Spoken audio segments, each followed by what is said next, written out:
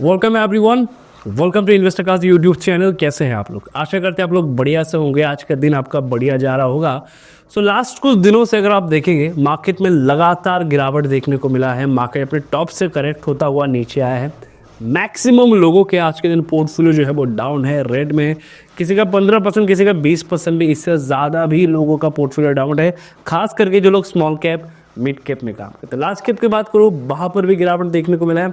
अगर आप देखेंगे ओवरऑल मार्केट का कंडीशंस, तो ऑलमोस्ट अगर आप देखेंगे हर एक सेक्टर गिरे। सबसे ज़्यादा जो सेक्टर गिरा हुआ है ना, वो है एनर्जी सेक्टर। अगर आपने देखा होगा, एनर्जी सेक्टर एक समय ऐसा था इस मार्केट में कि हर कोई एनर्जी सेक्टर के स्टॉक्स को परचेज करना चाहता था, चाहे वो टाटा पावर हो, चाहे वो अडानी पावर हो। हर कोई इस सेक्टर में घुसना चाहता था और वही सेक्टर सबसे ज़्यादा करेक्ट हुआ है। अगर आप देखेंगे तो ये कहीं ना कहीं बता देता है कि देखो, फ्लो में मत चलो, चीज़ों को समझो, प्राइस को समझो, उसके बाद जाओ। आपने कितने बार देखा होगा कि मैंने अपने चैनल पे कभी पावर सेक्टर पे या पावर के किसी भी स्टॉक्स में चर्चा किया होगा?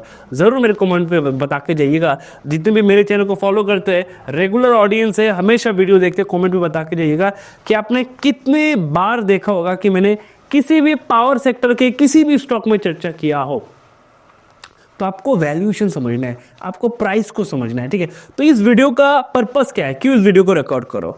सबसे पहले तो बजट आने वाला है और मार्केट में गिरावट चल रहा है, तो बहुत सारे लोगों के पोजीशन आज के दिन होल्ड में है। सवाल है कि ये पोजीशन होल्ड करना चाहिए, एग्जिट कर देना है। तो आपका जो थॉट है वो इस वीडियो में हम कवर करेंगे कि आपको कैसे सोचना है, कैसे आपको एक्शंस लेना है। दूसरा, ये जो गिरावट है कहाँ पर जाके कंप्लीट हो सकता है। जो सिचुएशन लास्ट, अगर आप देखेंगे लास्ट 2024 के ऑलमोस्ट मिड से मार्केट गिरता हुआ नीचे आ रहा है, राइट? तो ये जो गिरावट चल रहा है मार्केट में, क्या इसका एंड यहाँ पर है या इससे भी नीचे गिर सकता है? फंडामेंटली क्या क्या चीज़ें चल रहा है, टेक्निकली क्या क्या हो रहा है, कैसे हम प्रिपेयर रहेंगे, कब मार्केट का ये जो डाउन रैली है वो खत्म होगा, कब बाउंस बैक आ सकता है, इन सारे पॉइंट पे चर्चा करेंगे, ठीक है? और इस साल का बजट बहुत ही ज़्यादा मायने रखेगा, बहुत ही ज़्यादा मायने, ठीक है? तो वीडियो का अंत तक देख रहे हैं। तो सबसे पहले, जैसे कि मैंने कहा कि सबसे ज़्यादा जो गिरे हुए सेक्टर है, सबसे पहले उनको देखिए, ठीक है? इससे भी गिरा हुआ सेक्टर निफ्टी मीडिया है। तो सबसे ज़्यादा गिरा हुआ सेक्टर जो है वो निफ्टी मीडिया है, लेकिन निफ्टी मीडिया पे ना उतना हाइप क्रिएट नहीं हुआ है। इस वजह से मैंने निफ्टी मीडिया को नहीं लिया, क्योंकि निफ्टी मीडिया पे उतना हाइप नहीं था जिस हिसाब से पावर सेक्टर में था। अगर आप देखेंगे, ये जो पावर सेक्टर है अपना 38% गिरा हुआ है। अगर आप देखेंगे निफ्टी एनर्जी, इसमें हाइप क्रिएट हुआ था, लोग भर भर के जा रहे थे इसमें, ठीक है? लेकिन अगर ये गिरता है, इसका मतलब मैक्सिमम लोग जो सेक्टर में गए हैं ना, सबके सब फंस चुके हैं, सबके सब ट्रैप है। और सबसे ज़्यादा, जैसे कि मैंने कहा कि मीडिया सेक्टर इससे भी गिरा हुआ है, और बाकी इस लाइन से भी आप बहुत सारी चीज़ें जो है वो कनेक्ट कर सकते हैं। मैं आगे नहीं जाना चाहूँगा। तो उसके बाद अगर आप देखेंगे बाकी और भी सेक्टर वगैरह है जिसमें अच्छा खासा गिरावट देखने को मिला है। यहाँ पर आप निफ्टी 50 देख सकते हैं, निफ्टी 50 में गिरावट है। अगर आप बाकी देखेंगे, निफ्टी नेक्स्ट 50 देखेंगे, इनमें गिरावट है। अब निफ्टी 50 में गिरावट है, निफ्टी नेक्स्ट 50 में गिरावट है। देखिए 14% का गिरावट, 14% का गिरावट। लास्ट 1 मंथ में अगर मैं बात करूँ तो 12% की गिरावट। ये नंबर कम नहीं है, ये नंबर जो है वो कम नहीं है। अच्छा खासा गिरावट मार्केट में है। अगर मेजर इंडेक्स गिर रहे हैं ना, इसका मतलब आप किसी भी सेक्टर के स्टॉक उठाए, वो गिरेगा ही गिरेगा, वो गिरेगा ही गिरेगा, ठीक है? अब देखिए, ये नंबर ना मुझे और एक चीज़ कह रहा है। ये नंबर कह रहा है कि देखो, आज के दिन जो सस्ता मिल रहा होगा जिस सेक्टर का स्टॉक, देखो अगर आप 5 साल का सोच रहे हो, 3 साल का सोच रहे हो, 2 साल का सोच रहे हो, या इससे ज़्यादा सोच रहे हो, तो अल्टीमेटली उसी सेक्टर में जाना है जिसमें फ्यूचर ब्राइट है। तो नो डाउट यहाँ पर कुछ सेक्टर है जिनकी फ्यूचर ब्राइट है, जो आगे चल के डिस्कस भी करेंगे हम लोग। तो जिनमें गिरावट आया वो कहीं ना कहीं हमारे लिए एडवांटेज भी हो सकता है, जो इस समय वीडियो को देख रहे हैं, जिन्होंने इन्वेस्ट नहीं किया है, ठीक है? तो अब आगे बढ़ते हैं। देखिए, गिरावट का कारण समझते हैं, लॉजिक समझते हैं सबसे पहले कि ये मार्केट में गिरावट जो है, इस गिरावट के पीछे क्या कारण है, क्यों मार्केट जो है वो गिर रहा है। ये जानना बहुत ही ज़्यादा ज़रूरी है कि मार्केट में आज के दिन जो ये गिरावट है, इसके पीछे क्या कारण है, क्यों मार्केट आज के दिन गिर रहा है, ठीक है? तो मैं थोड़ा सा अपना पेन चेंज कर लेता हूँ ताकि आपको अच्छे से दिखे या अच्छे से समझ में आए, ठीक है? चलिए, मार्केट में गिरावट का कारण समझते हो। अभी हर साल आरबीआई की तरफ से एक ब्रॉडकास्ट आता है, फोरकास्ट में वो कहते हैं कि देखो इस साल क्या हो सकता है, कैसे कैसे हम ग्रो कर सकते हैं, क्या प्रोबेबिलिटी है।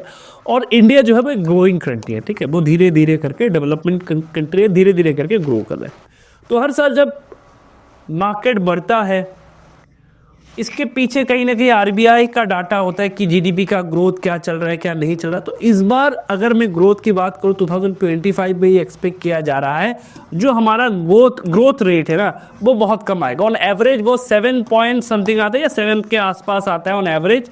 किसी किसी साल वो ज़्यादा आ जाता है, किसी में वो कम आता है। ऑन एवरेज वो 7 मान के चलिए जो नॉर्मल ग्रोथ है। ठीक है, हमें एक्सट्रीम लेवल पे अगर ग्रोथ करना है तो ये परसेंटेज जो है वो ज़्यादा होगा तो हमारे लिए अच्छा है। जितना ज़्यादा होगा, अगर हम कंप्लीट करना चाहते हैं बड़े बड़े देशों के साथ, जैसे कि एग्जांपल अगर मैं ले लूँ चाइना के साथ, तो ये नंबर जो है ना वो मिनिमम 10 के ऊपर होना चाहिए। ठीक है, तब जाके हम वहाँ तक पहुँच पाएंगे।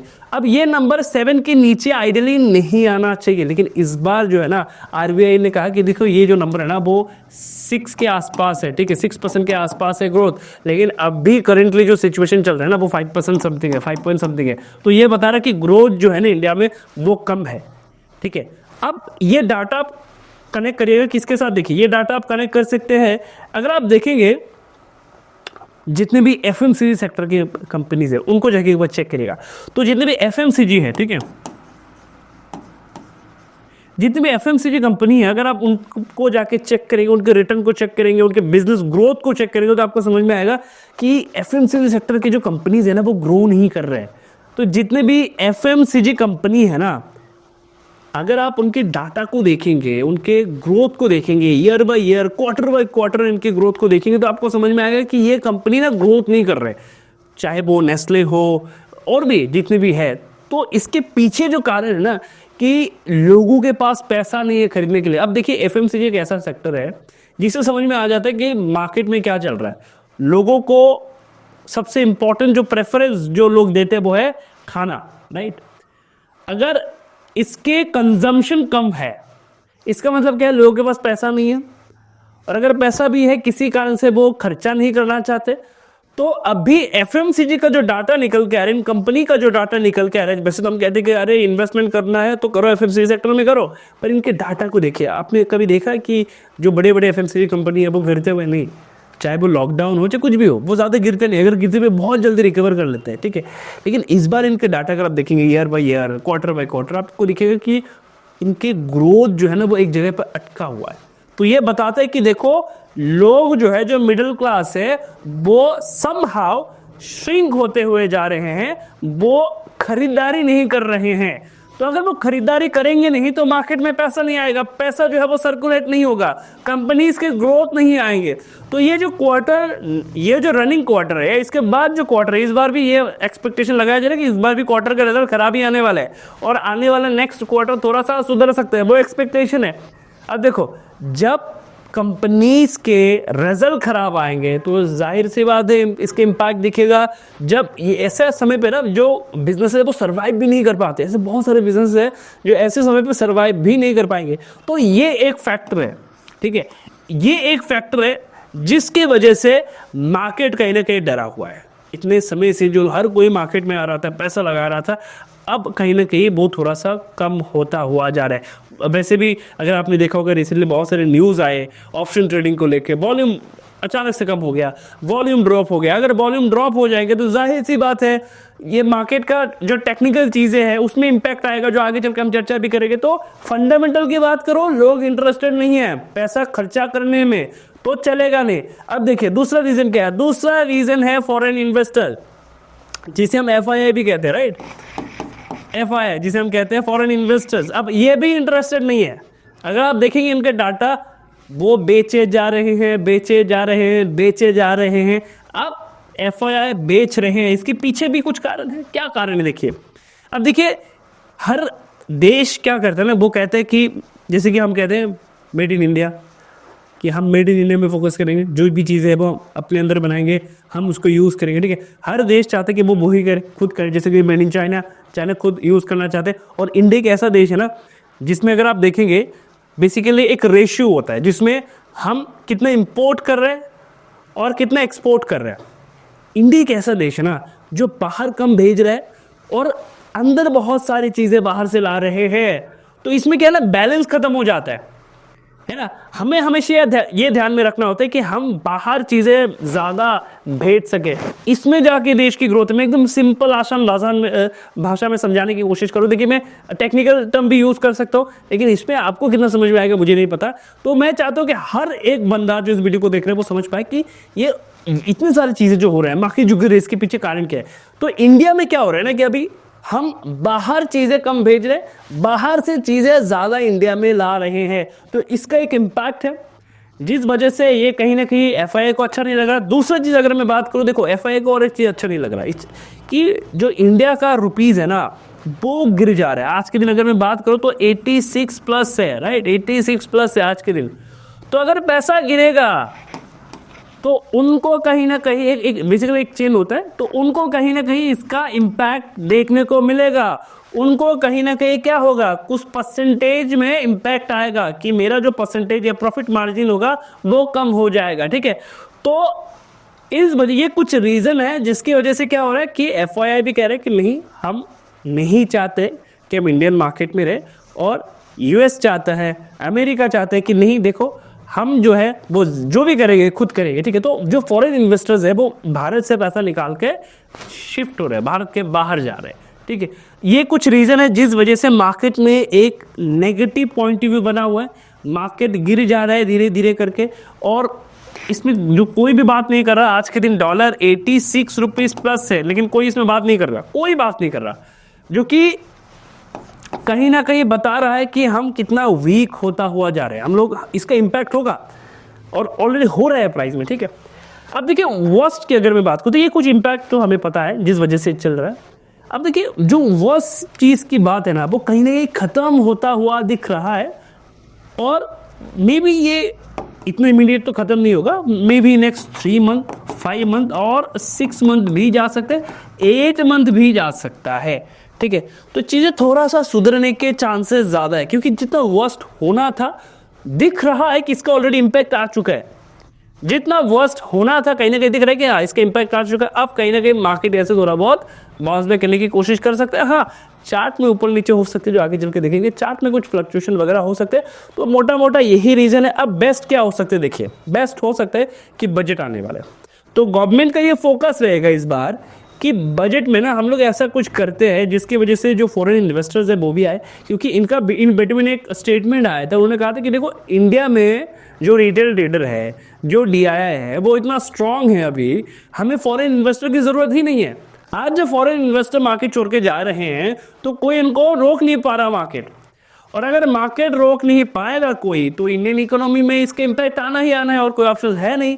तो जाहिर सी बात है अभी सिचुएशन क्या बनेगा, इस साल ये एक्सपेक्टेशन लगाया जा रहा है कि बजट में कुछ ऐसा लाना जरूर होगा जिससे इंडियन मार्केट को एक बूस्ट मिले। तो मोटा मोटा मैं बात करूं तो मार्केट में कुछ पॉजिटिव चीजें होने जा रहे हैं बहुत ही क्विकली, मतलब इस मंथ के एंड तक प्रोबेबली हमें देखने को मिल जाएगा। और बजट में कुछ चीज़ें होने से पहले प्राइस कहीं ना कहीं तैयार हो जाते हैं। मुझे लगता है कि बजट में कुछ ऐसा आएगा। आजकल देखिए मैक्सिमम स्टॉक्स ना डिस्काउंट में है, मैक्सिमम सेक्टर के स्टॉक डिस्काउंट में, तो ये कहीं ना कहीं इंडिकेट भी कर रहा है कि देखो बजट के बाद तो मूवमेंट आना है, रियली आना है। तो आज के दिन मान के चलिए आज से 2 महीना 3 महीने या 5 महीना पहले कोई स्टॉक 100 रुपये में था, आज मार्केट गिरा तो वो 100 रुपये में नहीं है, आज वो कहाँ पर है, मान के चलिए आज वो 70 रुपये में है, ठीक है। तो बजट में मान के चलिए अच्छा चीज़ लाएगा। बजट में चलिए कि फॉरेन इन्वेस्टर जो है इनके लिए कोई अच्छी न्यूज़ हो। छोटी छोटी चीज़ों में कहीं ना कहीं ऐसा भी हो सकता है कि छोटी छोटी चीज़ों में ऐसे भी हो है कि इसमें कुछ स्टिमुलेशंस वगैरह हमने कर दिया जो कहीं ना कहीं फॉरेन इन्वेस्टर्स को वापस से फोर्स करेगा इन्वेस्ट करने के लिए इंडियन मार्केट में। तो जब वो आएंगे या जो हमारे डीआई है जब वो इन्वेस्ट करना चाहेंगे तो उस समय पे उनके पास क्या होगा, सस्ते प्राइस में माल उठाने के लिए पैसा भी है और प्राइस सस्ता भी है, दोनों का कॉम्बिनेशन है। तो इस साल का बजट मुझे लगता है कि पॉजिटिव है यार। एंगल से अगर मैं बात करूं वर्स्ट जो होना था, अब देखो रुपी जो है 86 से 90 नहीं जाने वाला, ठीक है। जो भी एक्शंस लेना है अभी तुरंत आ जाएंगे एक्शंस वगैरह, है ना। तो मुझे लगता है कि ये और नीचे नहीं जाना चाहिए, यहाँ से अब वो धीरे धीरे करके कम होना चाहिए, ठीक है। तो इसका एक अच्छा इंपैक्ट आएगा और प्राइस भी आज के दिन सस्ता है। तो हर एक पॉइंट को अगर मैं लिंक करूँ तो कहीं ना कहीं मार्केट में कुछ दिनों में एक मोमेंटम आ सकता है। हो सकता है कि वो बजट के बाद आए, प्राइस भी कहीं ना कहीं तैयार है। ये आउटकम है एज ऑफ नाउ, ठीक है। अब देखिए चार्ट में बात करते हैं, ठीक है। ये तो कुछ जो न्यूज़ है अभी मार्केट में जो डाटा है उसके बेसिस पे हमने चर्चा की। अब चलिए चार्ट में चलते, चार्ट में देखते, देखो निफ्टी टॉप से अच्छा खासा गिरा है, नो डाउट। मैं एक बार हायर टाइम फ्रेम पे आपको लगा के दिखाऊं, मंथली में दिखाता हूँ। चलिए, निफ्टी टॉप से अच्छा खासा गिरा है, अगर आप देखेंगे तो लगातार 4 महीनों से गिरावट है। इंपॉर्टेंट जो एक रेंज था हमारे, एक ट्रेंड लाइन था, वो ब्रेक डाउन हो चुका है। कोशिश कर रहे हैं कि यहाँ पर वो होल्ड कर सके। मैं ब्रॉड व्यू ले रहा हूँ, ठीक है, मैं ब्रॉड व्यू में चर्चा कर रहा हूँ ताकि आप लोगों को पता चले कि नेक्स्ट क्या हो सकता है।